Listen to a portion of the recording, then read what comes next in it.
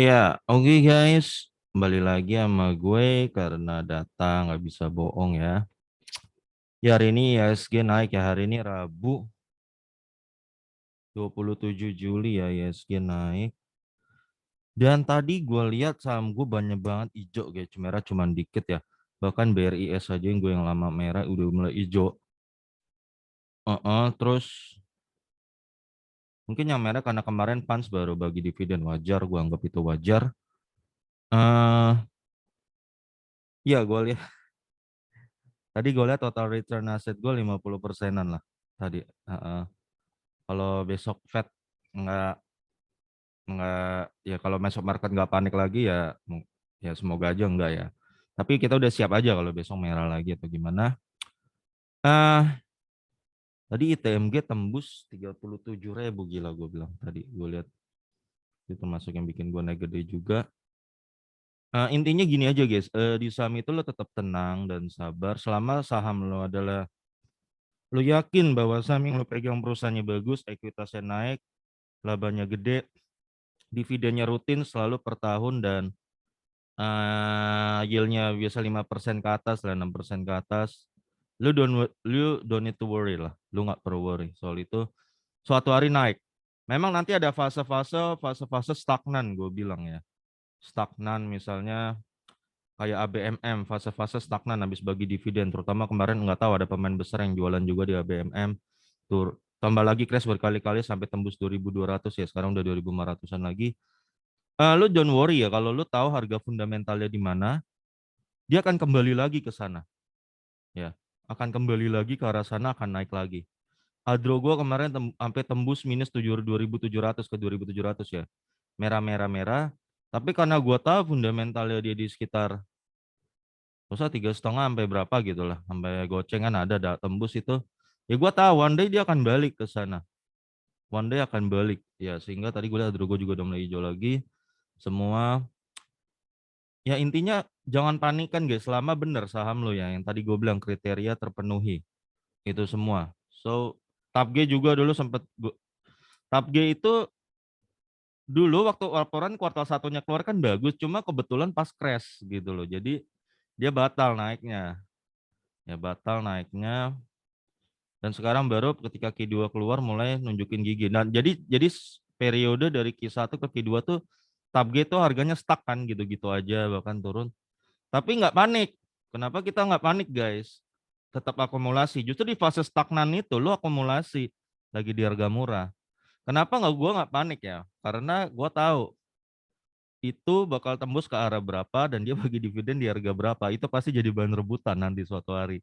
Gitu loh guys. Jadi kalau di saham begitu aja guys. Jadi jangan terlalu, yang penting lo tau lah harga fundamentalnya di mana. Lo nggak beli kemahalan dan saham itu lagi uptrend pasti naik one day. Oke, sekarang gue mau bahas GJTL ya. Sahamnya Palo Keng Hong. Ini Q2 ya guys. Iya, GJTL ini udah mulai jarang bagi dividen ya. Jadi makanya gue nggak masuk list gue juga.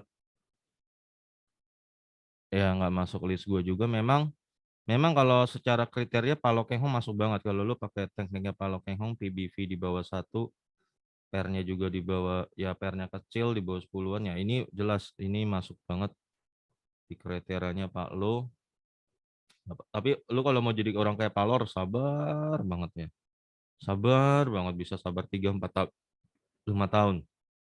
Ya, oke. Tapi itu juga yang bisa bikin kadang-kadang jadi multi bagger begini nih. Mungkin diambil sini atau next sini. Nah itu kehebatan kalau Keng Hong ya. Tapi kita lihat Q2-nya yuk. Gadgetal ini lagi gimana ya? Secara grafik sih lagi downtrend ya. Ini lagi downtrend dari sini secara grafik. Ya, kalau setahun ini juga jelas downtrend nih ya. Nah, dari 700 ke 675 ya. Lagi downtrend. Kita lihat bergerak di bidang apa GJTL. Gua tahu ini ban guys.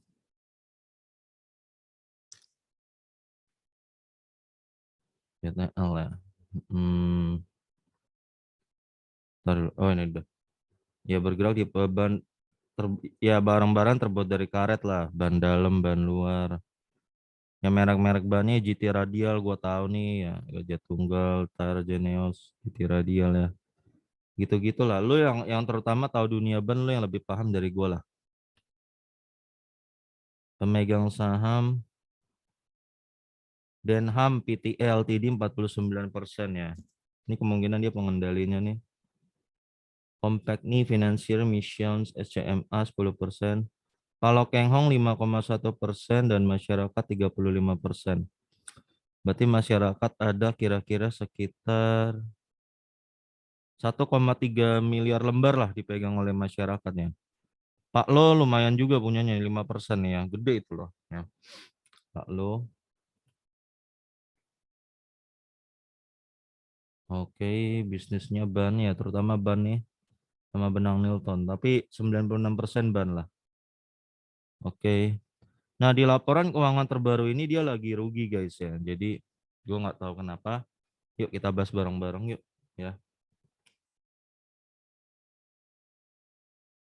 Ekuitas 6,9 T ya 2020 6,1 T hanya naik 1%, nggak impresif ya, biasa jelek lah, naik 1%.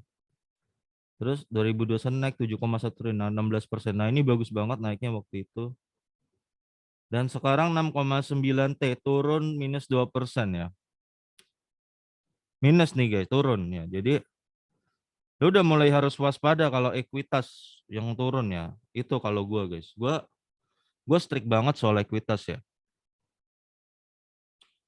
Kenapa? Karena ekuitas itu modal guys ya, modal. Ya. Gua tuh pakai logika begini aja guys. Kalau gua ya, logika gua. Lu di rumah guys, anggaplah lu di rumah. Ya. Kalau keuangan lo mencukupi, pemasukan lo mencukupi, semuanya lebih dari cukup ya. Lo nggak mungkin jual barang-barang lo yang ada di rumah, guys. Kayak TV, ya mungkin ada motor, mobil ya. Lo nggak mungkin lo jual. Ya. Tapi ketika lo dalam satu rumah lo, rumah itu, pengeluaran lo lebih gede dari pemasukan lo, udah mulai kekurangan, tagihan lo jauh lebih banyak daripada pemasukan lo ya, banyak yang jatuh deadline. Lo akhirnya mulai jual barang-barang lo di rumah kan? Ya nggak? Misalnya lu udah mulai jual TV lu, ya nggak? Lu udah mulai jual motor lu udah mulai jual mobil lu dengan harga mungkin diskon lumayan gede untuk bayar tagihan yang deadline. Nah, gue hanya gue hanya menggunakan logika itu, makanya ketika gue lihat ini ekuitas minus ya, gue nggak bakal masuk di perusahaan itu alarm. Atau saham yang lagi gue pegang ekuitasnya minus, gue cepet-cepet cabut karena something wrong. Dia jadi ada sesuatu, perusahaan itu tidak bisa membayar kewajibannya menurut gue sampai dia harus jual ekuitasnya, modalnya. Itu aja kalau gue guys. Ya, makanya kayak Demas gue nggak mau masuk. Katanya DIR-nya bagus, oke semua bagus. Tapi ekuitas kok turun terus per tahun, gue nggak mau masuk. Meskipun dia bagi dividen. Nah ini guys, memang gue kan bilang dividen tuh penting. Tapi lo jangan sampai tertipu. Ada dividen ya, jebakan lo dari dividen lah, ada. Karena ada dividennya kelihatan gede tapi bukan dari kegiatan usahanya, tapi hasil jual aset itu ada. Caranya lo tahu dari mana? Dari ekuitas ini. Dia menurun pasti cirinya ekuitasnya. Nanti kelihatan di labanya kayak besar karena kan hasil jualannya itu dimasukin ke laba bersih. Jadi kelihatan besar. Ya guys. Nah, itu maksud gua. Makanya gua kalau udah lihat ekuitas minus begini, turun gini ya. Makanya lu udah mulai harus waspada termasuk GJTL-nya. Jadi dari 4 tahun nih baru pertama kali nih dia minus nih. Nah, ini ada apa? Gua nggak tahu ada apa ya guys. Intinya satu hal yang pasti lagi bermasalah, that's it. Ya, ada apanya gua nggak tahu. Jumlah saham beredar 3,4 M ya. Ini udah banyak kejadian kayak gini ya guys. Orang ekuitas kayak Unilever tuh ketika di 2019 pertama kalinya ekuitas dia turun dan publik nggak nyadar. 2019, 20, 21, 22 dia turun terus, publik nggak nyadar. Makanya mereka nggak nyadar harga sahamnya turun terus. Nah, ekuitas turun tuh bahaya guys ya. Gue bilang. Jadi jangan anggap remeh permasalahan ekuitas ini. Ya, saham beredar 3,4 M, maka book value-nya dia 1.700, 1.756, 2.048. dan 1.999. Kenaikan per tahun 5,36%. Maka tahun depan kira-kira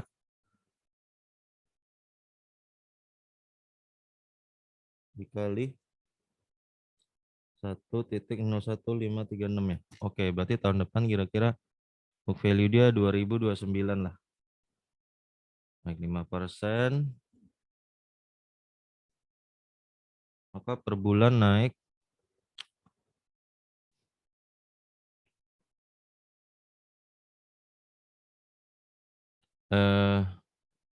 apa? Berapa tadi?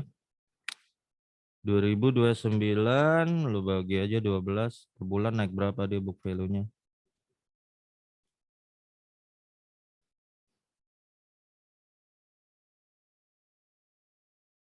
Ya 0,12%.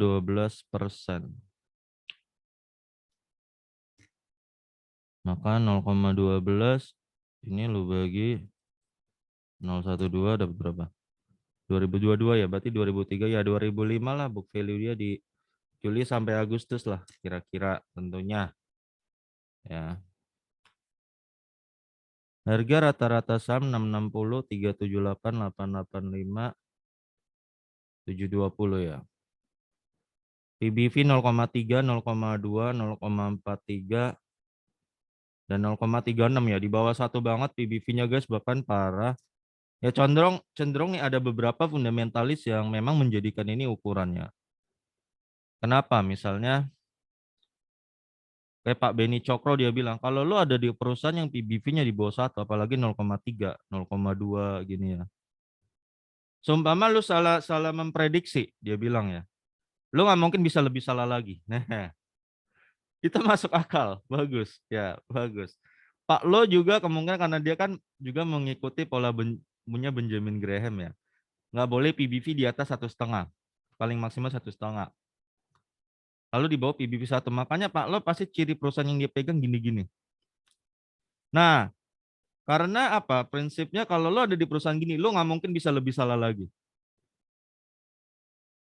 Nah, itu bagus, bisa dijadiin pelajaran. Gue juga belajar dari statement itu. Kalau lo ada di perusahaan yang kayak begini, lo nggak mungkin bisa lebih salah lagi. Betul juga sih. Ya. Tapi ketika nanti dia naik, lo akan naik berlipat-lipat. Misalnya sekarang di PBV berapa? 0,3 ya. Lo naik ke satu aja PBV-nya, lo udah naik 300%. Gitu. Nah, ini tekniknya yang dipakai Pak Lo dan yang lain-lain yang ada yang modelnya begini. Ya, nggak salah, gue nggak mau bilang salah juga.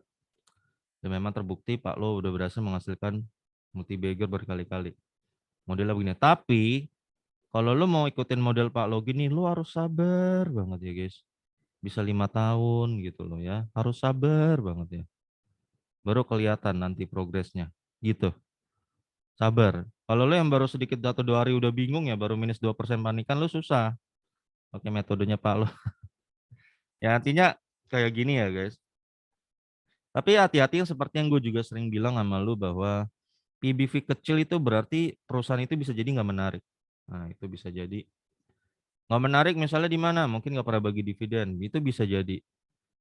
DPR-nya dividennya kecil. Itu juga bisa jadi. Labanya kecil. ROE-nya kecil, jelek. Ah, itu juga bisa jadi. Bikin PBV di bawah 1. Jadi hati-hati. Itu artinya bisa 2 ya guys. Ya, artinya bisa 2. Nah, sekarang PBV rata-rata 0,35 ya. Gue pakai ini aja buat prediksiin harga aja. Berarti PBV di 2020 Juli sampai September ini maka PBV dia akan tembus di berapa? Buar. Ya. Ya 701 lah kira-kira. Sekarang PBV asli dia berapa? Oke, 675 lu bagi book value.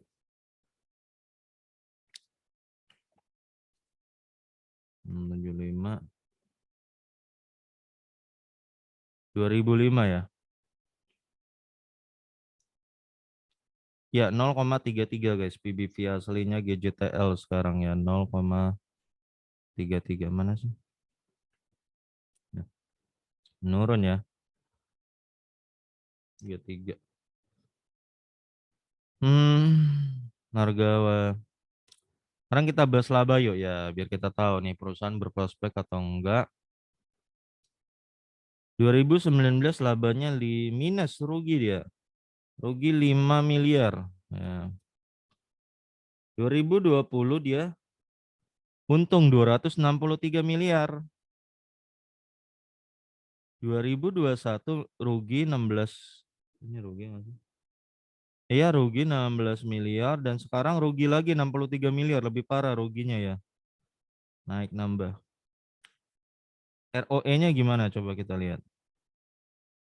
Ini rugi lo nggak usah ngomong dan ini untung ya 4 kali 8 28 8%. 8% sih sedang aja ya guys, nggak bisa dibilang bagus juga, sedang aja. Jadi nggak ada yang istimewa juga laba segini ya. Tahu-tahu ini dia rugi dan ini dia rugi. Nah ini gue ingetin guys bahwa udah 2 tahun ini dia rugi di kuartal 2-nya ya. 2 tahun ini rugi. Kenapa? Gue nggak tahu guys. Lu lah yang berkecimpung di dunia ban yang ngerti lah. Ya. Apakah bisa jadi ada pesaing baru, merek baru yang lebih murah, lebih bagus? Itu bisa jadi guys. Ya, bisa jadi. Dulu orang tidak ada bisnis yang abadi ya guys. Gue juga nggak usah pernah curcol sama lo ya. Sekarang konsumen itu perilakunya berubah. Ya, orang yang nggak bisa ngikutin zaman akan mati. Ya, pengusaha-pengusaha juga yang nggak bisa ngikutin zaman akan mati. Atau perusahaan-perusahaan nggak bisa ngikutin zaman juga akan mati. Karena bisa jadi nanti muncul pesaing baru ya. Dulu guys di tahun gua 2000-an ya, orang kalau pakai HP pasti Nokia. Pasti guys.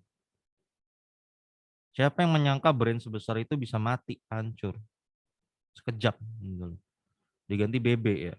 Dulu sekitar tahun-tahun 2008, 2010 ya orang nyebutnya BB, BB, BB, BB, BB. Siapa yang nyangka juga BB pun mati. Ya. Sekarang HP orang nyebut ya paling Android. Android ya ada Samsung, ada iPhone, bahkan merek-merek China seperti Vivo, Oppo, Xiaomi segala macam pun booming juga gitu. Sekarang orang taunya itu. Jarang sekarang orang ngomongin HP Nokia. Meskipun Nokia masih ada Android sekarang ya. Itu udah jarang orang punya HP Nokia. Cepet banget berubah ya guys. Ada Android BlackBerry juga ya kalau gua nggak salah. Orang jarang yang make ya. Cepet ya berubah ya. Termasuk lu juga hati-hati juga nih di gadget lo udah 4 tahun ini kinerjanya kurang oke guys. Ini ada apa? Ya, dan di tahun ini juga pertama kalinya dalam 4 tahun ekuitas dia mulai minus. Nah, ini lo harus sudah mulai tanda tanya. What's happened di bisnisnya? Ada apa? Ya, apakah ada pesaing baru? Merek lain ban? Bisa jadi guys. Yang makan pasarnya dia bisa jadi guys. Ya, sangat bisa jadi itu. Ya, gua nggak. Tapi detail-detailnya gua nggak tahu ya. Mungkin aja. Tapi satu hal yang pasti 4 tahun ini labanya nggak bagus. Nah, gitu. ROE kita udah bahas ya. Kita lihat EPS-nya ya. Ini -1, ini 75, ini -4 dan ini -18 ya. Ini EPS kuartal 4 77, 92 dan 25. Dan ini rugi ya, rugi gue nggak bisa ngomong, nggak bisa nebak EPS-nya nanti berapa. Gue pakai EPS tahun lalu aja 25 ya, 25. Ini nggak pernah bagi dividen 4 tahun terakhir ini. Sebenarnya dulu dia lumayan sering bagi ya, sekarang udah nggak lagi, nggak tahu kenapa. Coba dividen historinya GJTL.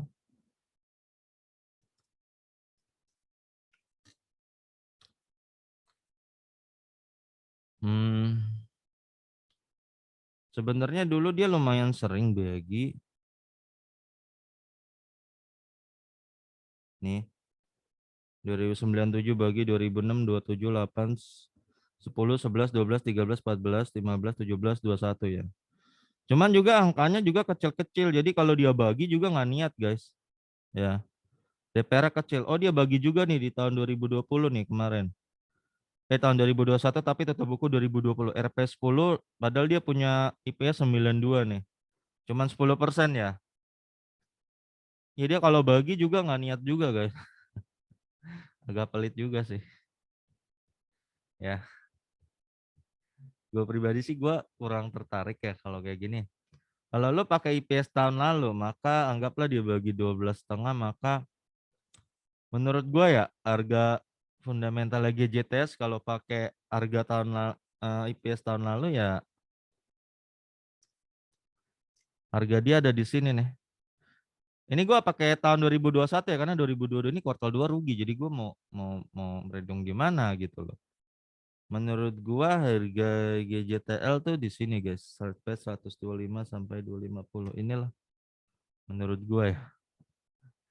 IPS-nya aja. Ini aja masih kemahalan. Makanya untuk saat ini kemungkinan dia bakal stuck atau turun pelan-pelan nih, turun pelan-pelan. Tapi kemungkinan ya turun pelan-pelan aja, tapi nggak bakal signifikan ya, karena dia PBV-nya udah di bawah 1 banget, udah 0,3-an.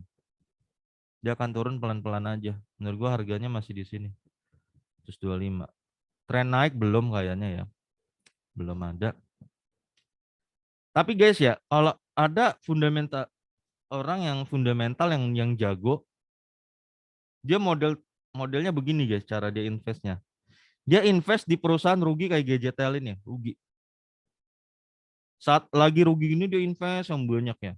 Karena dia tahu ini kan bakal turun jeblok. Jeblok kan harganya kan GJTL. Dia invest nanti di support kuatnya gitu. Misalnya invest di sini, invest banyak. Karena dia tahu suatu hari bakal naik. Ketika naik,